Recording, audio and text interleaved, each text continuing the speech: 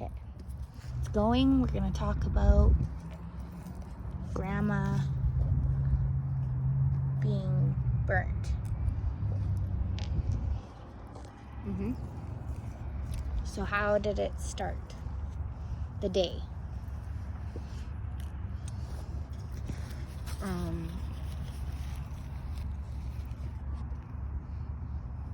I was 11.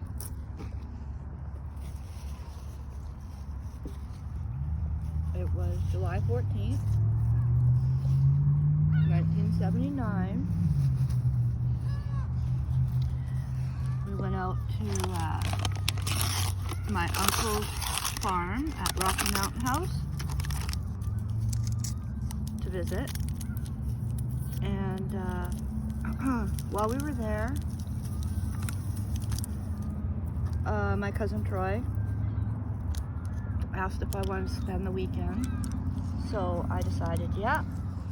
So my cousin Michelle was going to go home with my grandparents and my sister MJ, and I was going to stay. At the end, before they left, I changed my mind. Why? Because I wanted to go back home and go to the Stampede. Stampede? Calgary Stampede? Mm-hmm. But because I had already said I would stay and Michelle was told she could go, I was told I had to stay. So I wasn't happy about it, but I did, obviously. And so they left right before supper. And me and Troy were playing out in the yard. Auntie Ellen was making supper. She told Uncle Pat that she had ran out of hot water. So he went in and changed propane tanks. And then after supper, he was supposed to relight the tank. And so anyways, we were eating supper. And the weird thing was, during our supper, we were talking about if we were in a fire, what would we do? Mm-hmm. It was so weird, and we all knew what to do, but of course none of us did it. Always. Yeah. So anyways, after supper, Auntie Ellen went to lay down, and Troy and I decided to watch Uncle Pat light the propane tank, which was located in the basement, which was a really old farmhouse. Right. So the basement, to get to the basement, you went into the bathroom and there was a big hole in the wall. Mm-hmm. You looked into it and it was just like all dirt area, and you crawled down a ladder and there was just enough room for the propane tank and what have you. Down in a hole? Yeah, you had to go down in a ladder. So the bathroom hole, There was and a then hole there in was the wall, in, and down? you climbed down to get to the Ugh. bottom floor. You had to go on a ladder. So you were blown out of that hole then? No, Uncle Pat went in the hole, Mm-hmm. and me and Troy were standing in front of the hole. Kind of looking down in it? Yeah. Mm-hmm. So anyway, he was trying to light it. Pause for a minute. Hello? Hey. Just sitting at the park eating. I can't pause it. Just sitting at the park eating with Nikki and making a video. Sorry, people. What's up?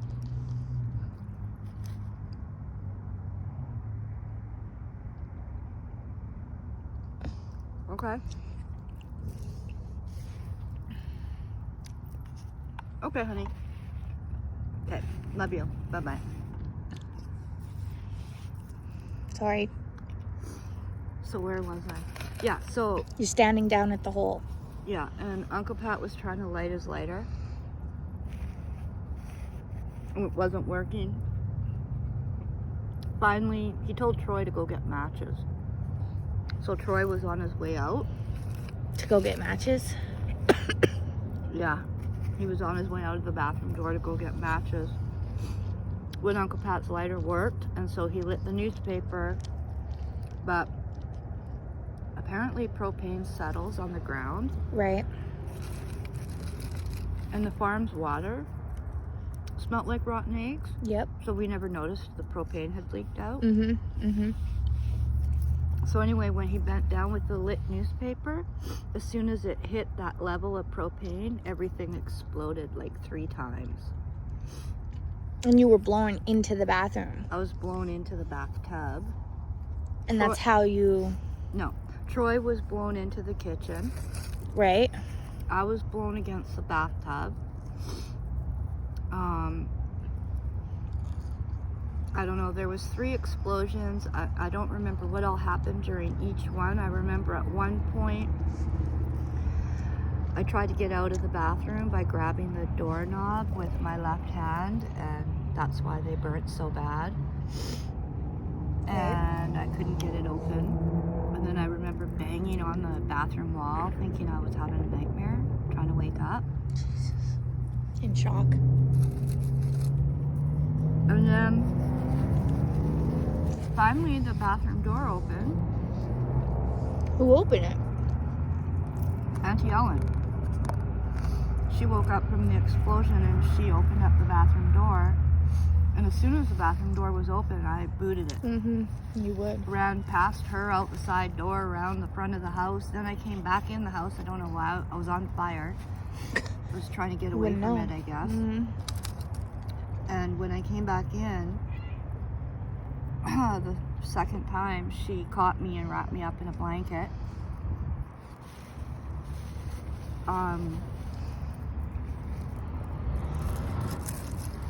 The farmer heard and saw the explosion. He was working in his field, in his combine.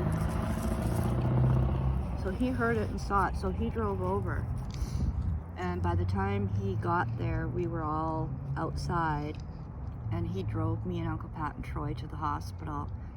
So we all got into the back seat of his car, and Uncle Pat told us to keep our arms out front and not to touch anything, so we did. And I remember Troy talking to me and asking me questions, but I could hear him, I couldn't answer him.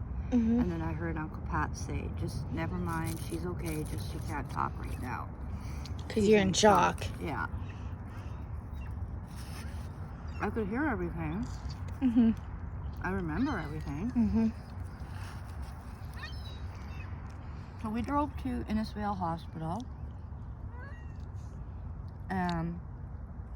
I remember walking up a ramp to go into the emergency. Sorry that I'm eating. Not a big deal.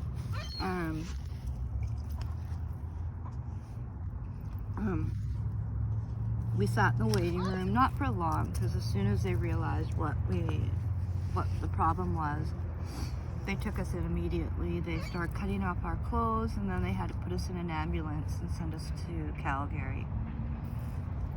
And you were, they took a picture of you, because I have a picture of you in the burn unit in the paper in Calgary. Yeah. That picture is when I was doing physio. That was months after. Right.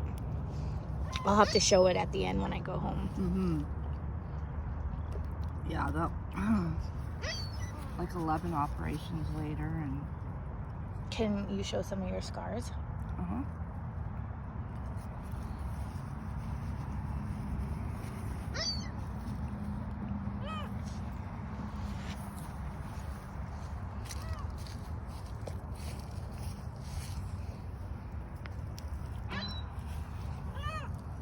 So my arms, of course, are burned. See how tight. You can see it, how tight that is, Mhm. man. Going. Yeah, you can really see it. How Mhm. tight it is. Must really hurt. This one not so bad. And then the front of my legs, my back, Your my face. one bum cheek, and my face. And then where I don't have burns, I have scars from skin grafting. Skin grafting, because they had to take good skin, right? Yeah. Like nowadays when you're in a fire, you get put to sleep, Yeah. put in a medically induced coma, Right. so you don't have to go through feeling anything.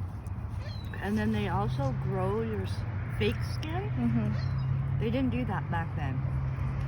They literally would have to take a razor type thing and peel off a very thin layer of your skin in a good area, Right. and then they'd put it on your other skin, and then they'd put this plastic stuff, and you'd end up with a big bubble of blood would form in that plastic bubble, Right. and you had to keep that on for a while till it healed, and then it was a bitch to take that off. Oh, I fucking can I imagine. remember in the bathtub, and my grandpa would come in and pretend to give me a kiss, so he could rip it off. Yeah. Kind You of wouldn't like- after that. You wouldn't want no more kisses. Screw you and your kiss. Yeah. So you're still going through skin grafting. I mean, when was you went what? 2 years? Last year. Last No, year? 2 years. Yeah. 2 years? In 2018. To fix my arm. Which did nothing but made it worse. Yeah. It made it worse. It made it tighter. It made it feel like I have fishing line tied around my arm now and a pencil stabbing in there. Yeah, that's a good description. Mm-hmm. Yeah, and that's not even your crazy ass life that you had. That's just being blown up. Yeah. Because your mom didn't even know that you were in the hospital. Like what, for 3 months? I don't know when she found out, but I hadn't seen my mom for 2 You can years. eat that side too. Right. And then she found out because it was in the paper, apparently, about the explosion. And it had the names of me and my uncle and my cousin. And so my mom was in a taxi cab in Calgary, and the driver mentioned to her the story he read. He didn't know she knew us or anything. So she just said, she heard the name, he said. She asked to see the story, and seeing it was true, that it was me. So she came up to the Foothills Hospital to see me, and that was the first time I seen her since I was in grade 4. And why? Because she had a life of doing heroin, and many years before that, we spent being dropped off at Grandma and Grandpa's, being picked up, then privatized, stealing us back. And then finally, when I was in grade 4, she was going to jail, and she told my grandparents she would sign us over and leave us alone. So she was hanging out with gangs and stuff in Yeah. Calgary, like the Hells Angels and stuff, whatever you want to call At it. that time, the girl, No, at that time it was the King's Crew. the King's Crew. And so you woke up to her just there all of a sudden, Yeah, she came every day. and then she tried to see you more. Yeah, she was in my life after that. She was still on drugs, but she was back in our lives. What about your dad? One of the dudes that she hung out with somewhere? Do No, you I even know my know? dad. You do? But he wasn't allowed to have any contact with us Why? So he was worse than her then. because he married somebody who didn't want him to have contact with me, because then she might have contact with my mom. That's crazy. Okay. That's rational thinking. As an adult woman. Jealousy. Yeah, but as an adult woman, to say, I don't want someone to see their kid because you might see the woman you had a kid with. So It's crazy. I would see my dad. Like, my dad was in an accident. He was a roofer, Mm-hmm. and they were building, he was a steel worker, I think. And they were building a hospital in Calgary. And there was an accident. He fell off, and he ended up in a wheelchair and ended up with a little bit of brain damage. But when he would see me or my picture, he would remember who I was. That's sad. Yeah. That's sad. But like his brain injury, like after when I had the twins, Mm-hmm. we would show him pictures of the twins. Like when we'd run into him when I'd take my grandma to bingo. Yeah. That's when I'd see him, right? He'd be at bingo. So grandma would show him a picture of the twins, and he would be confused of how there was two. Really? Yeah. That's funny. Didn't But- get it. I never got to know him, That sucks. and now he's passed away. Yeah, that sucks. Yeah, that really sucks. Mm-hmm. But everybody's like dead though in your family, Yeah, except for Auntie MJ. pretty much. Yeah, basically, eh? Yeah. And we'll be doing more videos so you can tell more stories about other stuff, because your mom was so crazy and stuff. Mm-hmm. More stories about the hospital horror. Yeah, we're gonna put more, and I'll grab those photos and everything too, and we'll put it with it. Mm-hmm. And I'll give it to you too, so you can put it on yours. All right. Bye.